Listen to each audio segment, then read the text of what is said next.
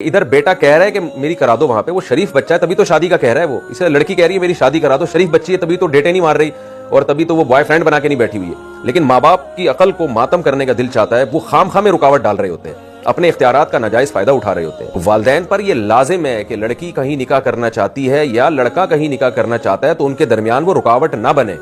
رکاوٹ اس وقت بنے جب وہ یہ فیصلہ کرے کہ یہ بہت ہی نامناسب ہو رہا ہے۔ مثال کے طور پر لڑکی نے خدا نہ خواستہ کسی چرسی کو پسند کیا ہوا ہے، ہیروئنچی کو پسند کیا ہوا ہے، یا بہت ہی کوئی ایسے بندے کو پسند کیا ہوا ہے جو آپ کے خاندان کے لحاظ سے کسی بھی طرح سے میچ ہی نہیں کرتا، آپ کی عزت کا جنازہ نکل جائے گا معاشرے میں جب آپ بتائیں گے جی فلانے سے ہماری بیٹی نے نکاح کیا، کوئی چرسی بھنگی کوئی ہیروئنچی ٹائپ کا آدمی ہوگا نا ایسا۔ تو اگر اس طرح نہیں ہے تو پھر بھائی شریعت کا حکم ہے، نبی صلی اللہ علیہ وسلم کی صحیح حدیث ہے، فرمائے دو محبت کرنے والوں میں نکاح سے بہتر کوئی چیز نہیں ہے۔ کچھ تو فرق تھوڑا بہت ہوتا ہی ہے نا، بعض دفعہ لڑکی پسند کر رہی ہوتی ہے ایسے لڑکے کو جو عمر میں اس سے 1-2 سال چھوٹا ہوتا ہے، ماں باپ یہاں ایشو کھڑا کرتے ہیں کہ اپنی عمر سے چھوٹے کو پسند کیوں کر رہی ہو؟ کیا ہو گیا بھائی، 1-2 سال اگر 2-4 سال چھوٹا ہے تو آدمی نا، انسان ہے، مرد ہے،